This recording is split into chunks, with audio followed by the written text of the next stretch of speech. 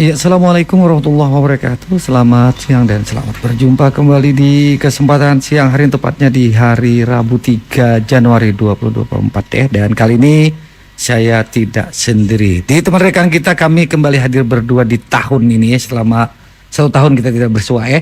Tahun ini baru bersua. Iya, oke.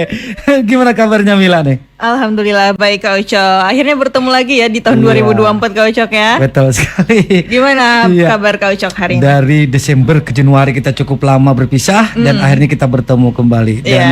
ini juga persoalan kita yang kesekian kali bersama KPU nih. luar Oke, biasa. langsung kita bocorkan ya narasumber kita ya. Betul KPU sekali. ya, Komisi Pemilihan Umum. Berarti ini terkait isu-isu atau hal yang saat ini sedang hangat Kak Ucok ya. Betul sekali. Karena tahun ini tahun politik ya Betul 2024. sekali. Iya. Sekitar mungkin di 14 Februari Betul. sebulan lebih ya kita akan Iya. bersama-sama menentukan siapa aktor penting di balik nasib Indonesia, nasib Betul. Kabupaten Hulu Sungai Selatan 5 tahun ke depan. Ya, bersama tentunya Dinas Kominfo Kabupaten Hulu Sungai Selatan yang selalu senantiasa menjalin kerjasama yang luar biasa dengan Amandit TFM. Kami hadir di program Bupati Menjawab. Kita langsung saja disapa, silahkan Mila. Baik, tentu Mitra Mani juga penasaran ya gimana sih proses pemilu yang kita hadapi. Betul. Siapkah sudah memilih gitu? Apa pemahaman apa sih yang harus kita Iya. miliki bersama-sama? Jadi Betul. semuanya kami ajak untuk menonton, menyaksikan pembicaraan kami 1 jam ke depan bersama KPU Kabupaten Hulu Sungai Selatan. Betul sekali. Saksikan perbincangan kami dan juga bisa komentar ya lewat Facebook Amandit FM di live Facebook atau juga di HSS TV Net YouTube channel. Komen aja di sana. Tenaga teknis kami dan kerjasama dengan Kominfo juga akan mengabarkan kepada kami apabila semua warga pendengar memiliki pertanyaan gitu ya, ingin Betul. komunikasi langsung dengan KPU hari ini. Ya, Iya. sebenarnya udah beberapa kali ya KPU mendatangi kita ya berbagi bersama. Perkenalkan diri lagi tidak apa-apa Pak ya, semakin kenal makin akrab, makin sayang makin cinta. Iya, silahkan. Oke. Assalamualaikum warahmatullahi wabarakatuh. Terima kasih kepada Dinas Kominfo bersama Amandit FM yang kembali pada hari ini mengundang kami. Perkenalkan, yang hadir pada hari ini 2 komisioner KPU Kabupaten Hulu Sungai Selatan. Saya Mahfuz, Divisi Sosdiklih Parmas SDM, Sosialisasi Pendidikan Pemilih, Partisipasi Masyarakat dan Sumber Daya Manusia. Iya. Dan juga di samping saya ini ada Pak Khairuddin, beliau adalah Divisi Hukum dan Pengawasan. Kami berdua mewakili KPU Kabupaten Hulu Sungai Selatan, di mana 3 komisioner yang lain masih dikonsentrasikan di beberapa kegiatan, khususnya di penyediaan logistik pemilu yang saat ini masih berat-beratnya pekerjaannya sedang berjalan. Mungkin itu perkenalan singkat dari kami. Oke, sejauh ini Pak, di masa berat-beratnya persiapan untuk pemilu 2024, sejauh mana sih Pak kita siapnya? Gimana kabar persiapan tersebut? Persiapan kita KPU Kabupaten Hulu Sungai Selatan khususnya dalam penyelenggaraan pemilu yang saat ini baru saja berjalan atau sedang berjalan atau baru saja berakhir, itu pembentukan badan ad hoc penyelenggara pemilu anggota KPPS. Jadi saat ini sudah selesai kami melaksanakan rekrutmen anggota KPPS yang saat ini masih calon, yang nantinya insya Allah pada tanggal 25 Januari akan kami lantik. Kemudian juga saat ini sedang berjalan penyediaan logistik pemilu. Penyediaan logistik pemilu yang saat ini sudah ada di kabupaten kita, di Kabupaten Hulu Sungai Selatan, bilik pemungutan suara, kemudian segel plastik, tinta, segel kertas, kotak suara, kemudian juga surat suara kelima jenisnya juga sudah ada di tempat kita. Yang kemudian di terakhir tadi ada sudah masuk C1 plano dan alat kelengkapan TPS seperti ID card. Hal ini masih berproses di gudang logistik kita di Gedung Serbaguna di Sporapar di Stadion Ganda. Di sana kita proses sortir dan lipat. Oke, Jadi, sortir dan lipat. Jadi surat suara yang masuk kita sortir, apabila ada masalah baik itu kerusakan ataupun cacat di saat percetakan ataupun selama proses pengiriman hingga ke kabupaten kita, maka surat suara tersebut akan kami pilah. Kami bedakan yang mana yang rusak dan yang mana yang layak dipakai. Yang masih bagus atau layak dipakai itu kemudian kami lipat, yang rusak kami inventarisir dulu.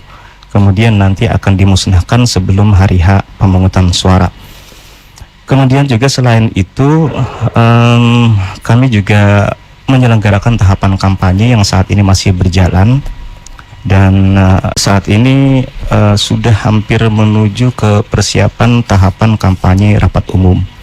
Jadi tahapan-tahapan kita berjalan saat ini sudah mulai, tensinya mulai tinggi karena memang sudah sangat mendekati hari H pemilu. Mungkin seperti itu dulu. Terima kasih Pak Mahfuz ya. Berarti secara logistik ini yang sedang masa sibuk-sibuknya inventarisir logistik ini ya Pak ya? Salah satu bagian dari tahapan yang kita selenggarakan. Yang sibuk-sibuknya lumayan banyak sebenarnya. Yang sibuk-sibuknya saat ini kan kita tahapan kampanye sedang berjalan. Ya. Pembimbingan dan lain sebagainya terhadap peserta pemilu dan pengurus partai politiknya, bagaimana mengadministrasikan kegiatan kampanye pemilunya agar sesuai dengan ketentuan yang telah ditetapkan. Yeah. Juga di sisi logistik tadi kita sudah menerima logistik pemilu yang nanti akan digunakan pada hari H pemilu yang saat ini sedang berjalan. Tentunya adalah proses sortir dan lipat tadi. Yeah. Karena surat suara yang datang itu dari penyedia itu kan dikirim ke kita, kemudian kita di sini melakukan penyortiran apakah ada surat suara yang rusak atau cacat sebelum kita gunakan di hari H pemilu nanti. Di lain hal juga kita menyiapkan SDM-nya yang akan menyelenggarakan pemilu. Yang paling urgent nanti tentunya adalah anggota-anggota KPPS yang akan bertugas di TPS, dan saat ini sudah terbentuk di seluruh TPS sudah terisi dengan 7 orang anggota KPPS, dan dalam waktu singkat insya Allah nanti ada juga dukungan dari pemerintah daerah berupa petugas ketertiban TPS atau yang lebih kita kenal Linmas TPS atau PAM TPS, pengamanan TPS sebanyak 2 orang. Itu nanti akan difasilitasi oleh Satpol PP dan Damkar Kabupaten Hulu Sungai Selatan. Seperti itu. Baik, ada tambahan dari Bapak terkait persiapan pemilu 2024? Tentunya mengarah ke ajakan-ajakan sebenarnya sih. Himbauan-himbauan juga tidak hanya kepada masyarakat, juga kepada peserta pemilu. Jadi dalam artian saya pun di dalam grup kami dengan peserta pemilu juga menghimbau agar peserta pemilu baik itu partai politik ataupun caleg agar memanfaatkan masa kampanye. Memanfaatkan masa kampanye ini untuk mengunjungi masyarakat secara langsung, untuk berdialog dengan masyarakat, untuk menyampaikan visi dan misinya, untuk memperkenalkan dirinya kepada masyarakat, juga menyerap aspirasi masyarakat. Karena momentum ini harus benar-benar dimanfaatkan dengan baik agar ketika mereka nanti terpilih itu mereka sudah ready, sudah siap untuk menjadi pemimpin, siap untuk mewakili rakyat yang memilih mereka, dan tentu langsung on fire ketika mereka sudah dilantik, langsung bekerja. Mereka akan lebih memahami lah bagaimana peta kebutuhan masyarakat kita dalam hal pembangunan dan pemberdayaan masyarakat, seperti itu mungkin. Iya, baik. Ini saya penasaran dengan Bapak Khair ya. Bapak Khair kan latar belakangnya dari kampus Pak ya. Ya, dari mahasiswa gitu. Bagaimana menurut Bapak gitu langkah untuk partisipasi aktif nih mahasiswa, terutama untuk pemahaman gitu agar masyarakat semua terutama para generasi muda gitu ya, untuk gimana agar literasi intelektualitas melek politiknya bagus gitu. Kalau dari Bapak gimana? Terima kasih Mbak Mila ya. Mengenai partisipasi masyarakat ini khususnya mahasiswa ya. Katakanlah pemilih muda. Karena kita lihat untuk tahun pemilu 2024 ini lebih dari 56% itu kalangan milenial dan Gen Z gitu ya. Bagaimana meningkatkan partisipasi mereka, tentu kita sebagai penyelenggara pemilu kita mengunjungi tempat-tempat mereka, seperti kami kampus juga mahasiswa kan juga ini adik-adik kita yang masih bersekolah di tingkat SLTA sederajat gitu Pak. Karena kan pemilih itu minimal usia sudah 17 tahun atau sudah menikah atau pernah menikah, dan yang paling utama adalah warga negara Indonesia, itu syarat utamanya ya. Itu salah satunya Mbak, kami kunjung ke kampus-kampus dan juga lewat media sosial Mbak, yang digawangi oleh Pak Mahapus ini, ketua divisinya. Jadi memang ada beberapa kegiatan yang sudah kami selenggarakan untuk meningkatkan partisipasi masyarakat dalam pemilu tahun 2024 ini. Di awal kami dilantik kemarin itu kami menyelenggarakan kirap pemilu itu selama 1 minggu penuh, dan kita alhamdulillah bisa menyentuh mayoritas kecamatan yang ada di Kabupaten Hulu Sungai Selatan. Kemarin di Daha juga kita sempat melaksanakan perahu deret, kemudian di Padang Batung kita melaksanakan pawai obor, kemudian di beberapa pasar kita melaksanakan gerebek pasar. Kita langsung bersentuhan dengan masyarakat ketika itu, dan alhamdulillah bisa menyentuh hingga ribuan masyarakat lah ketika itu. Kemudian di kegiatan selanjutnya kami mengerahkan PPK dan PPS di tiap kecamatan dan di tiap desa untuk mensosialisasikan pemilu di wilayahnya masing-masing. Alhamdulillah sudah selesai semua, rampung. Dan kemudian di kegiatan lain kami juga memanfaatkan hari-hari besar, bergabung dengan pemerintah kecamatan dan pemerintah desa ketika mereka melaksanakan agenda-agenda hari jadi kemarin. Kemudian yang baru saja kami laksanakan adalah menyelenggarakan lomba kepemiluan. Jadi kemarin kami melaksanakan lomba cover jingle pemilu, kemudian juga lomba video kreatif, dan juga lomba video shorts atau reels. Dan alhamdulillah kemarin dapat menjangkau hingga belasan ribu viewer. Kemudian yang saat ini kami coba garap juga, kami rencananya mau bekerja sama dengan konten kreator, bekerja sama dengan TikToker, dengan YouTuber, dan selebgram yang ada di Kabupaten Hulu Sungai Selatan yang memiliki follower yang dengan jumlah yang sangat besar lah. Dan mudah-mudahan kerjasama itu nanti bisa menyentuh hingga ke berbagai pelosok masyarakat dengan adanya follower mereka yang jumlahnya sudah banyak tersebut. Kami juga berupaya menggait konten kreator atau insan-insan kreatif yang mungkin secara media sosial mereka masih belum mampu mencapai jumlah follower yang banyak, untuk bekerja sama dengan kami untuk meningkatkan pembuatan konten-konten yang bermanfaat bagi masyarakat berkaitan dengan pemilu dan penyelenggaraan pemilu. Dan insya Allah juga kami berencana juga saat ini sudah kami rancang modanya dengan awak media juga dengan beberapa komunitas-komunitas masyarakat, termasuk juga di dalamnya adalah disabilitas. Mudah-mudahan ini bisa kami kejar sebelum 14 Februari. Insya Allah optimis tercapai seperti itu.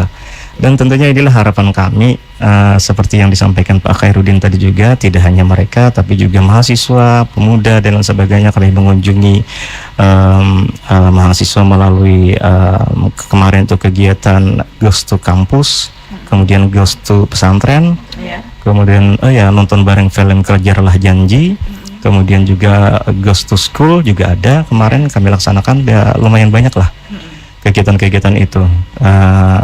Tentunya kami tidak bisa berpuas diri hanya dengan kegiatan seperti itu saja.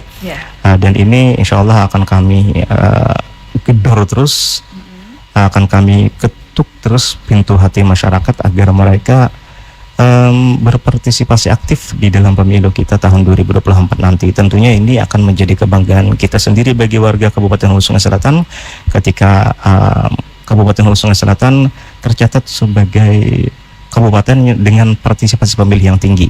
Itu menunjukkan bahwa kita adalah masyarakat yang cerdas, kita adalah masyarakat yang memiliki kesadaran bernegara yang baik. Seperti itu mungkin dalam persepsi kami dan juga harapan kami tentunya. Oke, jadi berbagai macam upaya telah dilakukan Pak ya untuk menjangkau masyarakat luas gitu ya, dari semua kalangan, dari semua tingkatan umur yang memang mereka memiliki hak untuk memilih nanti di pemilu 2024 Pak ya. Iya, betul sekali. Ya, berarti PR selanjutnya adalah membangun kesadaran politik dong di masyarakat agar politik money itu bisa mental gitu ya, agar gagasan-gagasan atau roadmap dari para calon pemimpin ini bisa sampai atau aspirasi masyarakat itu bisa terkait gitu dengan para pemegang kebijakan sama yang mau diarahkan gitu, mau dibantu koordinasi gitu.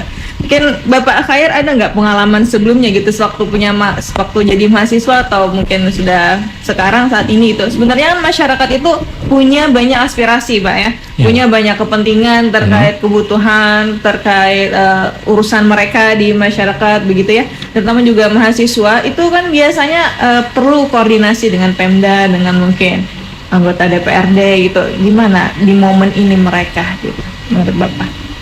Agar bisa sampai gitu, ini kami punya aspirasi, kami punya dengan para pemangku yang nanti berlaga mungkin bisa memenangkan kursi di tahun ini.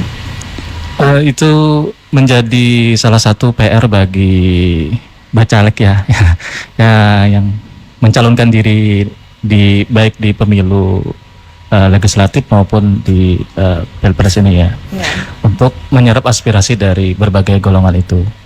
Tentu mereka ini adalah PR besar mereka, bagaimana mereka sebesar mungkin menyerap aspirasi tersebut, Mbak.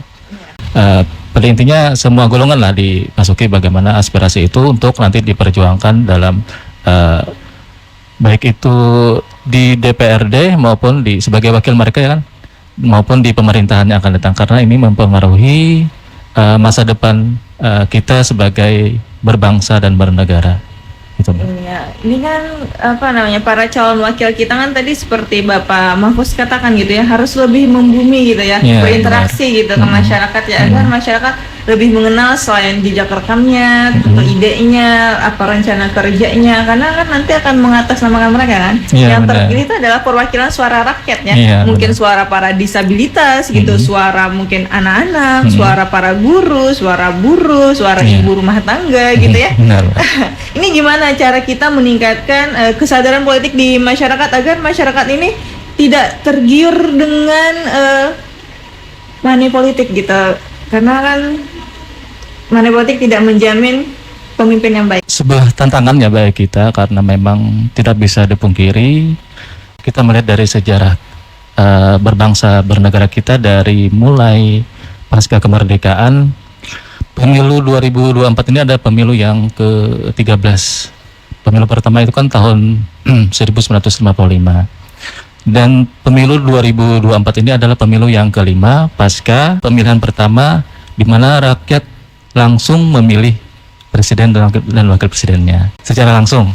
Nah, jadi kaitannya dengan money politik tadi, tentu kita mengharapkan masyarakat melek politik ya, dalam artian cari lihat background bakal calon ini masing-masing, latar belakangnya apa, visi misi dan programnya apa ya kan, sehingga mereka menjadi pemilih yang berdaulat. Ada istilah pemilih berdaulat maka negara kuat gitu Pak. Oke, pemilih berdaulat negara kuat ya. Iya, itu Pak. Oke, baik. Ini tambahan dari Pak Mahfuz untuk meningkatkan melek politik di masyarakat gitu. Kan Gen Z ini mungkin agak susah ya. Susahnya maksudnya nggak mau ikutan money politik, tapi untuk masyarakat mungkin grassroots mau tidak mau kita tidak menutup mata pasti. Iya. Inilah tantangan sebenarnya bagi kami dalam mensosialisasikan pemilu. Makanya kami melaksanakan sosialisasi itu dari berbagai sudut. Kami menggunakan media sosial, ini kami tingkatkan terus karena target pasarnya ini adalah para generasi milenial dan Gen Z yang sudah melek dengan teknologi informasi ya kan.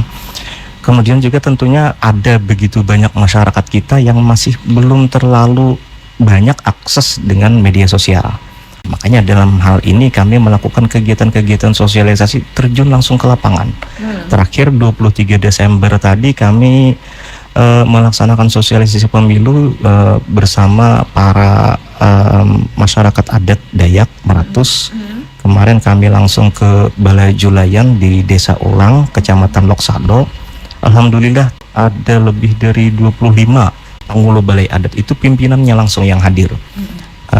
Tentu kami sangat merasa berbahagia karena respon masyarakat adat Dayak itu sangat positif dengan agenda kegiatan yang kami selenggarakan ketika itu. Tentunya hal-hal yang seperti itulah juga yang sangat kami harapkan bisa kami laksanakan langsung di lapangan. Karena dengan adanya pimpinan-pimpinan masyarakat yang menjadi panutan masyarakat ikut andil bersama kami dalam menyukseskan pemilu, tentunya kami optimis lah akan ada banyak pendidikan politik yang tersentuh hingga masyarakat kalangan terbawah sekalipun ataupun kalangan masyarakat yang paling marginal sekalipun itu bisa terakses dengan pendidikan politik yang kami sampaikan melalui metode-metode yang kami kembangkan tadi. Kami juga melakukan kunjungan-kunjungan langsung seperti dengan para pengurus petani, karena kami lihat para petani ini sedikit kurang lah aksesnya terhadap media sosial, media massa dan lain sebagainya. Dan ini menjadi target utama kami juga tentunya. Walaupun kegiatan-kegiatan yang seperti ini cukup menguras energi, juga menguras biaya pembiayaan, tapi tidak mengapalah, karena berapapun itu biayanya, seberapapun lelahnya, tentu itu tetap menjadi tanggung jawab kami agar dapat mensosialisasikan pemilu, dapat menyampaikan pendidikan politik terhadap masyarakat. Kemudian berkaitan dengan money politik, ulun rasa tidak akan berapa lama lagi akan terjadi pergeseran. Oh ya? Kenapa? Pergeseran ke arah positif. Indikatornya apa? Indikatornya semakin tinggi biaya politiknya, biaya kampanyenya semakin tinggi, sementara efektivitas dari biaya setinggi itu tidak seimbang. Oh, dengan suara yang dihasilkan ya? Dengan suara yang dihasilkan itu artinya kenapa? Semakin banyak mereka mengeluarkan uang ternyata tidak mempan. Itu terjadi di tahun 2019 sudah terjadi. 2024 ulun yakin kayaknya bisa jadi seperti itu lagi, bahkan mungkin akan ada penurunan efektivitas dari money politik itu, walaupun kita tidak menyangkal bisa jadi ada strategi lain menggunakan metode seperti itu yang dirubah-rubah. Dan tentunya ulun yakin dan percaya insya Allah masyarakat kita semakin lama akan semakin cerdas. Tidak selamanya masyarakat itu bodoh. Ulun rasa bodoh hanya dengan uang 100.000, uang 150.000, kemudian nasib mereka tergadaikan. Dan mereka isu-isu seperti ini sudah tergaungkan cukup lama, dan semakin lama semakin intens, dan banyak masyarakat mulai merasa malu dan bahkan merasa berdosa untuk menerima money politik itu. Jadi ulun rasa cukup yakin insya Allah walaupun tidak hari ini ataupun tidak pada pemilu ini secara total bersih dari money politik, namun pergeseran itu akan terjadi, pergeseran ke arah positif. Dan tentunya ini harus ada kerjasama di seluruh lini, di seluruh sektor, tidak hanya KPU dan pemerintah daerah, tidak hanya KPU dengan Bawaslu, tidak hanya KPU dengan TNI dan Polri, tapi seluruh unsur sebaiknya kita bersama-sama bergotong royong membangun bangsa ini dengan menciptakan pergantian kepemimpinan yang berdasarkan dengan ketentuan, yang berdasarkan dengan tujuan dan cita-cita yang mulia, tidak tercipta dari hal-hal yang negatif, hal-hal yang bisa menggeser nilai-nilai yang positif menjadi nilai-nilai yang negatif, dan akhirnya cita-cita kita dalam berbangsa dan bernegara itu tidak tercapai. Mungkin seperti itu. Oke, pada Pak Khair dan Pak Mahfuz ya, sebenarnya bisa nggak masyarakat percaya gitu akan adanya perubahan gitu dengan peserta pemilu tahun ini 2024? Bisa gitu mereka, ya, calon-calon pemimpin ini memang peduli sama nasib mereka, bisa dengan pemilu ini, dengan mereka benar-benar memberikan suaranya, nyoblos yang benar gitu, nggak ngerusak suara, juga nggak ikut money politik, ini bisa menentukan nasib mereka lebih baik gitu. Kebijakan atas nasib mereka, hidup mereka ke depannya lebih baik terhadap anak-anak mereka. Gimana dengan kualitas peserta pemilu kita tahun ini, Bapak? Kualitas peserta ya? Iya. Agak sulit ini.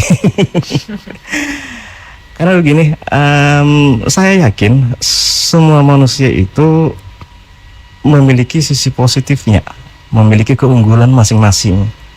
Terkadang kita tidak bisa hanya menilai dari sisi latar belakang pendidikannya, tidak bisa kita hanya menilai dari sisi berapa usianya, dan bahkan hal-hal lain yang mungkin bisa jadi kita anggap itulah yang menjadi kriteria seseorang itu adalah berkualitas. Karena terkadang manusia itu hanya cukup dengan cita-cita mulia namun tekadnya kuat, mereka akan berproses menjadi lebih baik dan terus menjadi lebih baik. Itu bisa jadi juga terjadi seperti itu. Dan ulun yakin dengan niat dan keinginan para peserta pemilu yang saat ini dengan yakin maju untuk menjadi calon legislatif ataupun calon DPD ataupun menjadi calon presiden dan wakil presiden, ulun yakin insya Allah tekad mereka pun untuk melakukan yang terbaik bagi bangsa ini itu juga menjadikan mereka orang yang berkualitas atau menjadikan mereka orang yang terbaik di posisi itu nantinya. Dan tentunya kita sebagai masyarakat tidak bisa hanya berserah diri kepada pemerintah dalam melaksanakan tugas dan fungsinya ya kan. Ketika nanti mereka sudah duduk atau menjabat di posisi tertentu, tentu kita sebagai masyarakat juga akan terus bergotong royong dengan pemerintah. Tidak bisa kita hanya duduk manis menunggu nasib ketika terjadi perubahan kepemimpinan maka nasib kita langsung berubah. Tentu tidak seperti itu.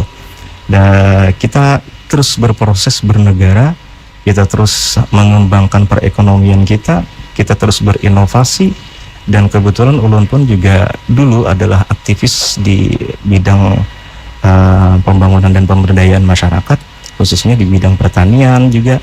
Kami terus berinovasi, dan tentunya ada supply ataupun instrumen-instrumen tambahan yang distimulasi oleh pemerintah. Itulah yang digunakan atau dimanfaatkan oleh masyarakat untuk mengembangkan inovasi tersebut, sehingga pada akhirnya kita perjalanan ekonomi kita, perjalanan pendidikan, perjalanan pembangunan dan pemberdayaan masyarakat kita itu semakin lama akan semakin meningkat dan semakin membaik seperti itu.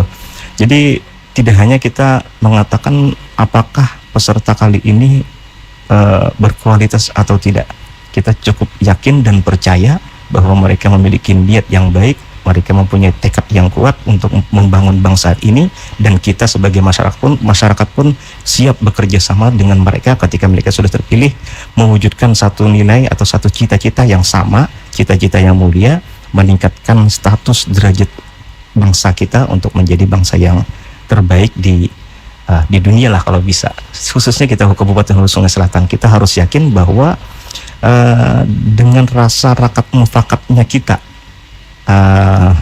pemerintah daerah, legislatif, masyarakat itu saling bekerja sama untuk membangun benua kita, insya Allah kedepannya akan terus membaik. Ulun optimis dalam hal ini. Oke, baik. Menurut Bapak-bapak nih ya, ada di 2024, pemilu 2024, ada program yang menarik nggak yang menurut Bapak digaungkan gitu dari para peserta pemilu kita di 2024, terutama dari calon mungkin DPRD Kabupaten Hulu Sungai Selatan atau DPD, Kalsel? Ada yang menarik begitu, yang menyita perhatian kita semua, wah ini bagus nih memang untuk perkembangan masyarakat? Kayaknya nih lebih dia ke metode kampanye kayaknya ya. Oke, metode kampanye yang lebih variatif gitu ya? Yang lebih ke AI gitu maksudnya? Iya, gimana? Iya, ada sebenarnya yang ulun dorong. Ini sebenarnya ulun dorong ke peserta pemilu.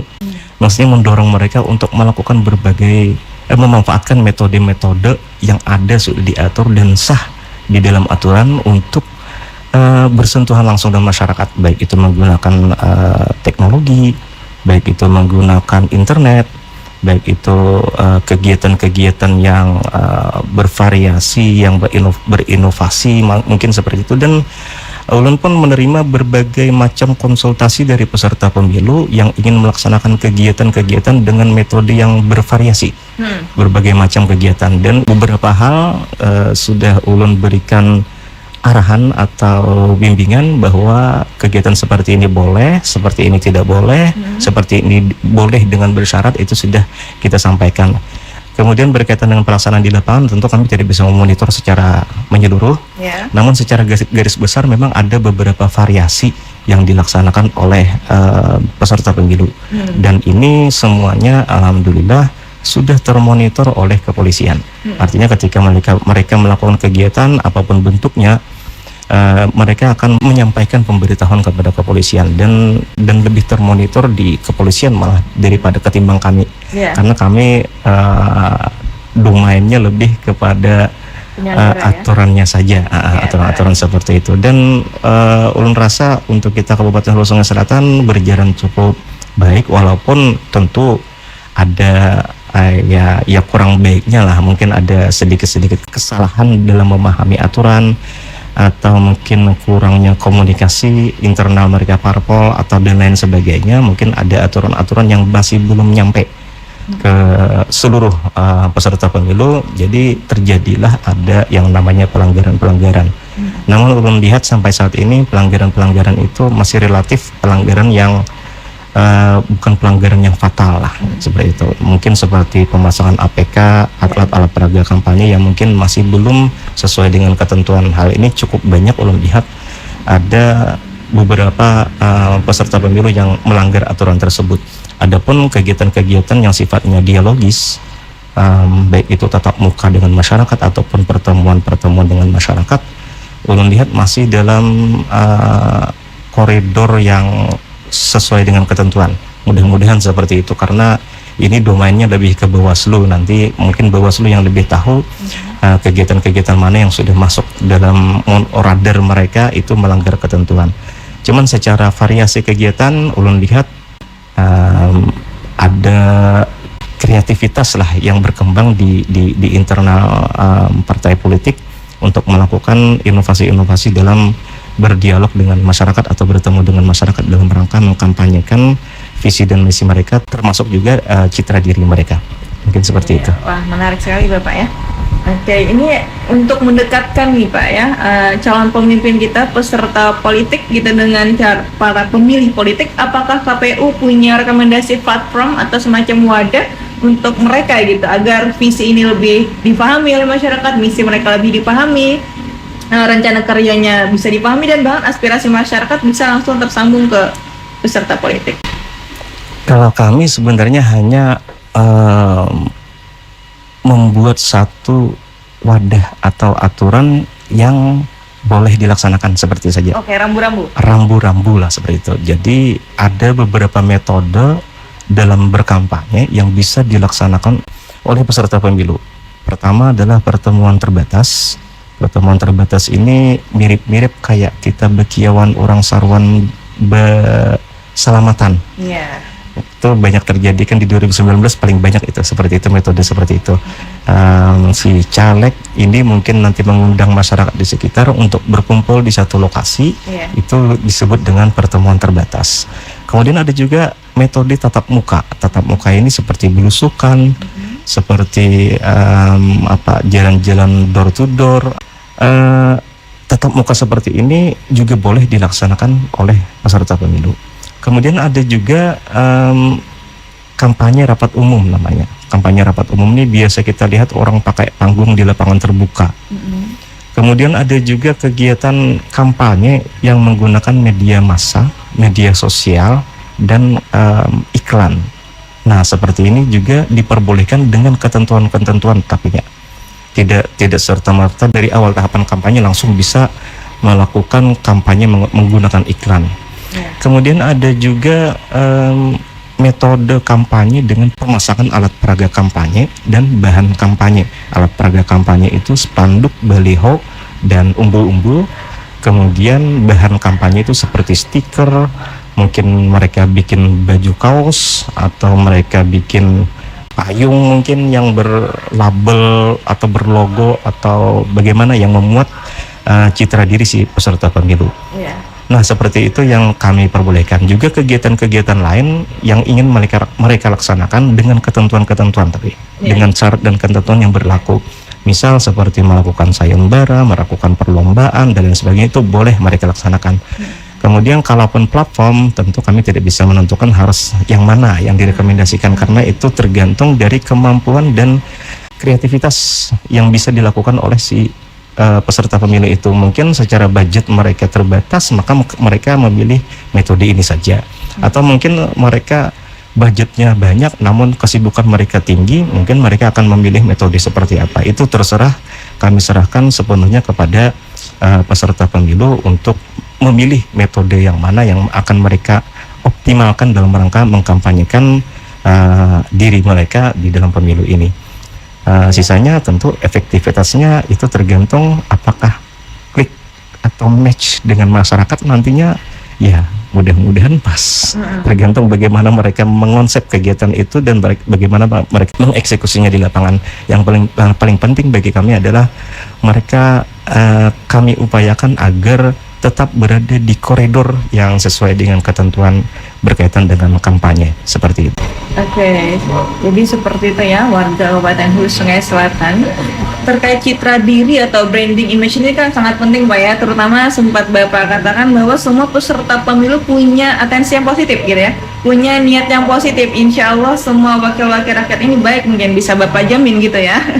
Ya, karena tadi kalau Bapak bilang seperti itu. Mungkin tidak menjamin sebenarnya, cuman harus optimis yakin kita husnuzon saja dengan mereka. Insya Allah mereka itu berani maju, berani mengajukan diri untuk dipilih oleh masyarakat. Mudah-mudahan mereka akan merasa terbebani dengan tanggung jawab nantinya. Dan tentunya niat-niat seperti ini setidaknya dengan kita husnuzon kepada mereka, mudah-mudahan mereka pun yang asalnya saya tidak menuduh siapapun, mungkin yang asalnya hanya menginginkan kekuasaan, pada akhirnya nanti mereka akan berubah bahwa tidak hanya tentang kekuasaan tapi tentang tanggung jawab yang akan mereka emban ketika mereka menjabat nantinya. Dan ini insya Allah secara husnuzon kita harus yakin betul bahwa mereka memiliki niat yang positif untuk membangun bangsa dan daerah kita tentunya. Iya, setelah dipilih tentunya mereka yang mendapatkan amanah dari rakyat tentu harus dikawal juga Pak ya, selama menjalankan kepemimpinan politiknya Pak ya.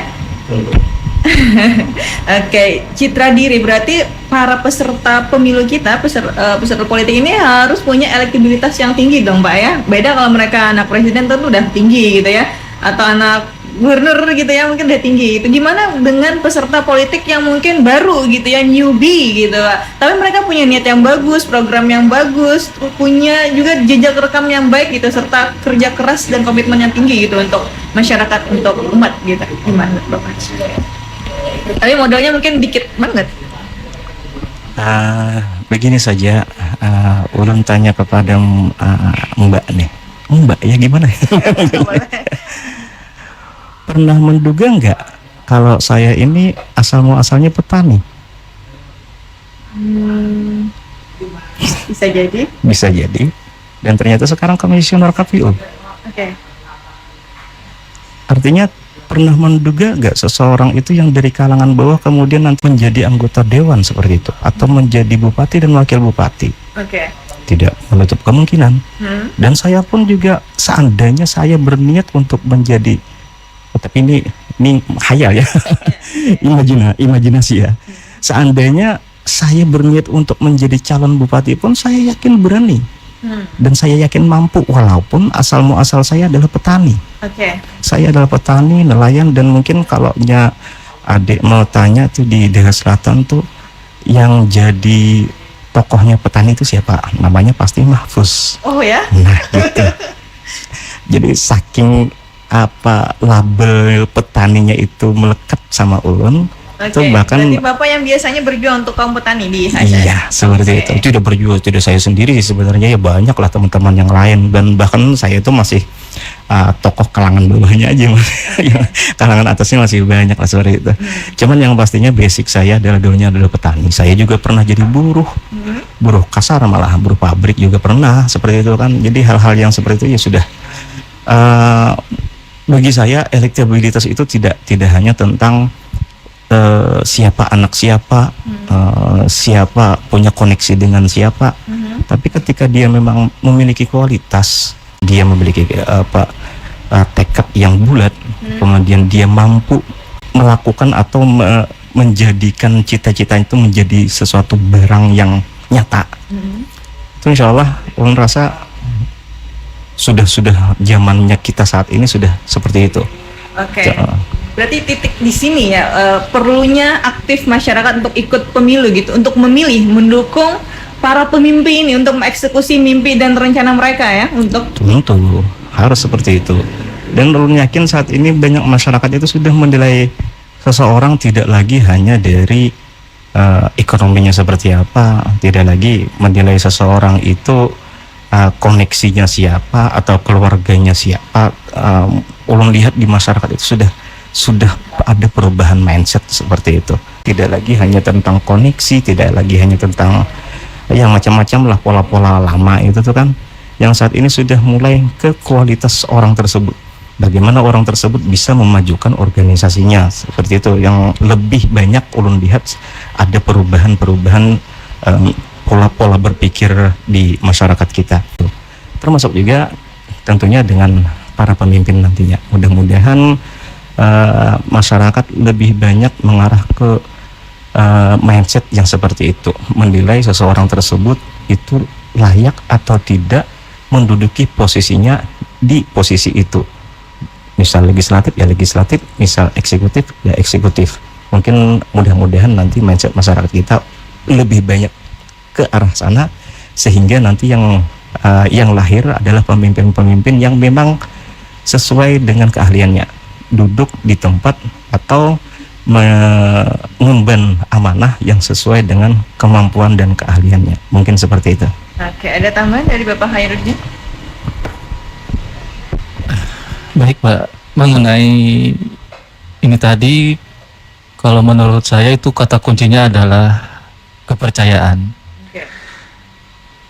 Apapun orang itu, misalnya sekaya apapun orang itu atau gimana ya secara materi atau ini, kalau orang nggak percaya kan nggak bisa diberi amanah ya kan.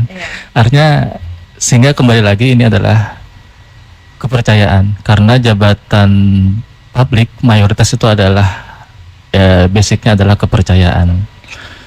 Seperti anggota DPR sampai ke presiden itu kan artinya jabatan publik yang memang dari rakyat, berasal dari rakyat, karena konsep demokrasi itu kan dari rakyat, oleh rakyat, dan untuk rakyat. Dan kita memang negara demokrasi terbesar ketiga di dunia. Tentu ini adalah tantangan pemilu 2024 ini. Dan perlu kami sosialisasikan lagi kepada masyarakat bahwa pemilu kita ini adalah mencoblos 5 kategori ya kan. Pemilu untuk memilih pemilu presiden dan wakil presiden, DPR RI, DPD, DPRD provinsi, dan DPRD kabupaten kota. Sehingga untuk pemilihan bupati itu nanti, itu karena ulun sering dengar di masyarakat itu, apakah di 14 Februari ini juga memilih bupati? Enggak, belum. Karena pemilu 2024 14 Februari ini masih memilih legislatif dan eksekutif ya itu. Nasional. Ya, itu Pak. Ya, baik. Imbau lagi nih ya, Mila mau menguatkan kepada warga seluruhnya bahwa di 14 November kita akan memilih 5 kategori ya. Pemimpin nasional yakni presiden dan wakil presiden, dan sisanya adalah legislatif dari nasional hingga ke kabupaten ya. Baik. Terakhir pertanyaan sebelum himbauan dari KPU Kabupaten Hulu Sungai Selatan, gimana Bapak-bapak memahamkan gitu, terutama pada keluarga, agar memiliki kesadaran politik yang tinggi, terutama agar bisa mensukseskan pemilu 2024?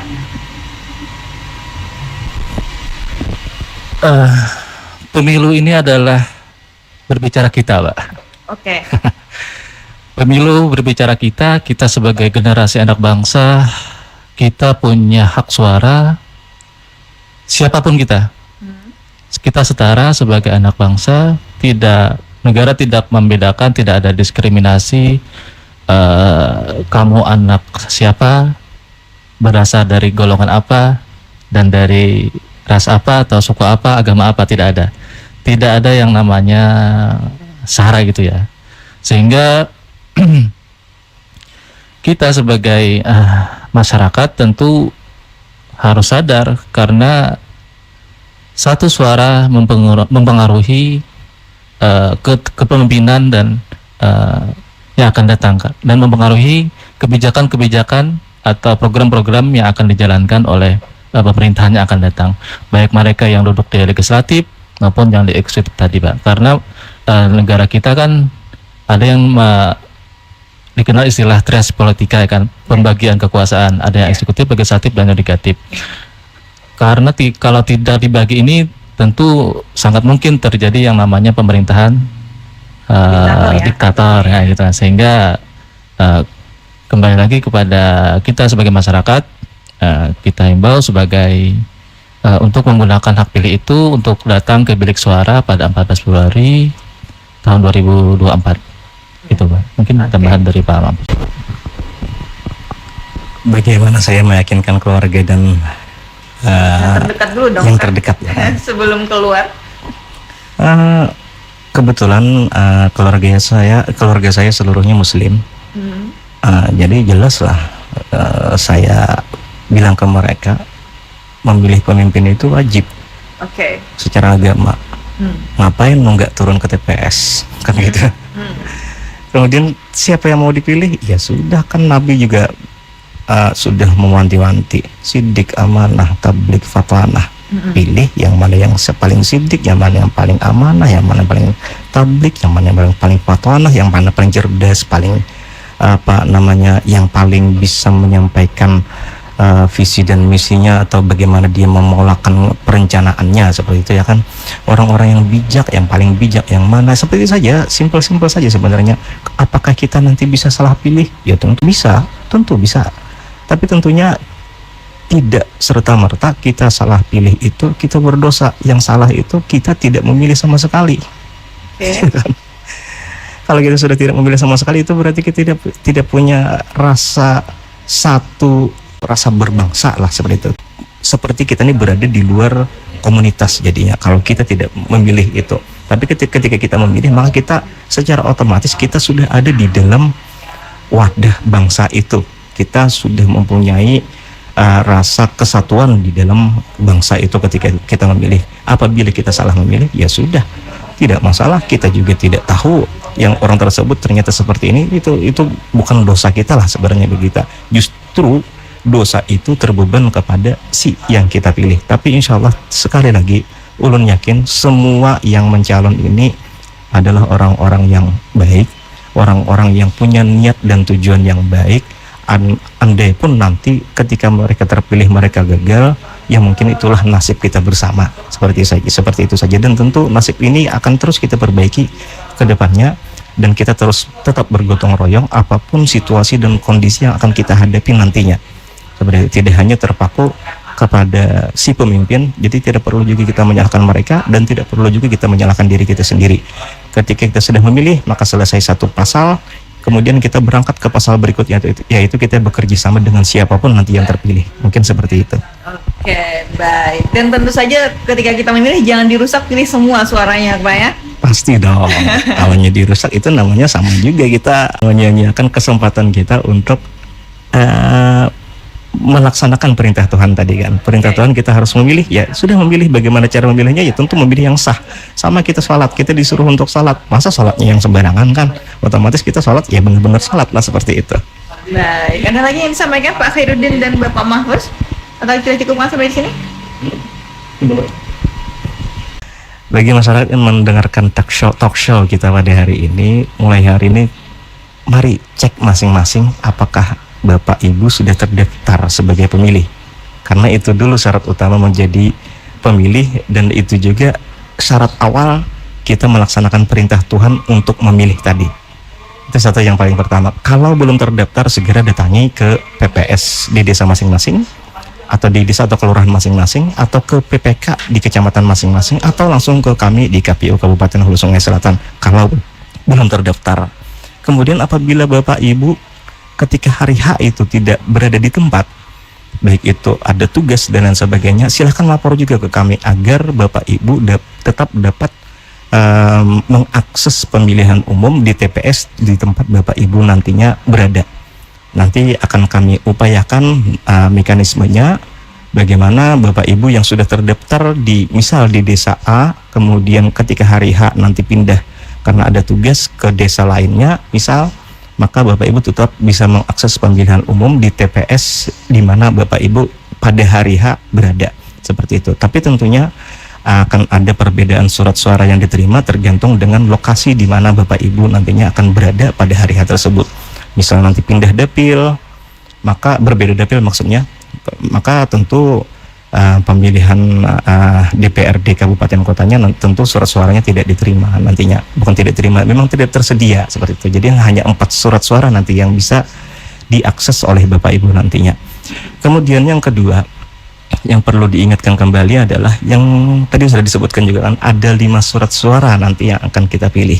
Maka tentunya mulai hari ini tentukan pilihan Bapak Ibu, siapa calon presiden dan wakil presiden yang yakin Bapak Ibu pilih. Kemudian ingat nomor urutnya. Nah itu yang paling penting kan, nanti salah coblos. Mau coblos yang ini malah coblos yang itu kan sayang kan, karena kita tidak memahami dari hari ini. Jadi hari ini pada masa kampanye ini mungkin sudahlah belajar sambil mengingat-ingat, mungkin dari televisi, mungkin nanti ada dari baliho atau spanduk. Oh yang ini yang saya rasa yakin akan dipilih dari ini, nomor urutnya ini. Maka nanti pada saat hari H pemungutan suara, surat suara calon presiden wakil presiden, Bapak Ibu sudah tahu yang mana bakal dicoblos, dan tentu mencoblosnya pun hanya 1 kali. Jangan sampai berkali-kali. Nanti rusak surat suaranya, sayang nanti suara Bapak Ibu tidak terakomodir atau tidak terhitung. Termasuk juga pemilihan anggota DPD-nya, calon anggota DPD-nya. Ini mungkin secara sosialisasi mungkin sedikit kurang, namun bisa diakses di website kami, website KPU, dan juga adalah beberapa spanduk dari para calon anggota DPD yang sudah nampang di wilayah-wilayah kita. Juga anggota DPR RI-nya itu perlu diingat juga, partainya partai apa, nomor urut calonnya nomor urut calon berapa. Itu mungkin harus perlu diingat calon anggota DPR di provinsi dan calon anggota DPR di kabupaten kota. Karena ada sedikit kekhawatiran di kami, partisipasi masyarakat tinggi namun lupa atau tidak tahu cara mencoblos. Atau mungkin juga ketika sudah membuka surat suara bingung, terlalu banyak pilihan. Jadi mulai hari ini tentu kami menghimbau agar masyarakat juga sering-seringlah melihat atau mencari tahu tentang calon-calon yang mengajukan diri atau maju mencalon pada pemilu tahun ini. Dan tentunya mudah-mudahan dengan akses informasi yang sudah ada, apakah itu terbatas atau sudah cukup, mudah-mudahan masyarakat kita bisa menentukan pilihan sebelum masuk ke TPS, karena ketika sudah di TPS baru memilih nanti bingung. Ya mungkin seperti itu saja dulu yang mungkin informasi yang bisa kami sampaikan. Baik. Oke, silakan. Sedikit menambahkan bahwa informasi ya, bahwa untuk kita di Kabupaten Hulu Sungai Selatan ini, dari 13 kabupaten kota yang ada di Provinsi Kalimantan Selatan, dari indeks kerawanan pemilunya kita sebagai daerah yang paling aman, Mbak. Oke. Iya. Jadi ini salah satu kekuatan kita untuk menghadapi tantangan-tantangan tadi. Kita yakin dengan kekuatan-kekuatan kita yang ada, dengan peran dari tokoh-tokoh agama, tokoh masyarakat, pemerintah saling bergandeng tangan, insya Allah pemilu 2024 akan berjalan dengan aman, lancar, tertib, dan sukses insya Allah. Dan kami harapkan kepada masyarakat pilihan berbeda itu hal yang Biasa ya. sudah pasti ya kan, suatu keniscayaan. Tetapi jangan berbeda, karena perbedaan itu mengakibatkan kita perpecahan sebagai anak bangsa, sehingga himbauan kita tetap jaga persatuan dan kesatuan kita sebagai masyarakat anak bangsa Indonesia untuk meraih cita-cita para pendiri bangsa kita. Semoga keadilan sosial dan kesejahteraan semakin dirasakan oleh setiap kita dan anak cucu kita nanti ke depan, mudah-mudahan karena pemilu ini menentukan nasib bangsa kita ke depan, gitu Mbak. Ya, amin ya rabbal alamin. Oke, semuanya warga segera dapatkan ya, terutama pastikan gitu bahwa kita punya hak pilih, dan pastikan juga untuk datang nanti di 14 Februari 2024 untuk memberikan suara kita untuk para pemimpin penentu nasib masa depan kita semua. Terima kasih Pak Mahfuz, Pak Khairuddin selaku KPU Kabupaten Hulu Sungai Selatan sudah berbagi dengan kita terkait pemilu 2024. Kami saat ini pamit undur diri, terus bersama kami di 93,9 FM dan juga HDS TV Net Channel. Bupati menjawab setiap hari Rabu dari jam 2 dan sampai jam 3 sore. Pamit undur diri, terima kasih atas kebersamaannya. Salah hilap mohon maaf. Wassalamualaikum warahmatullahi wabarakatuh.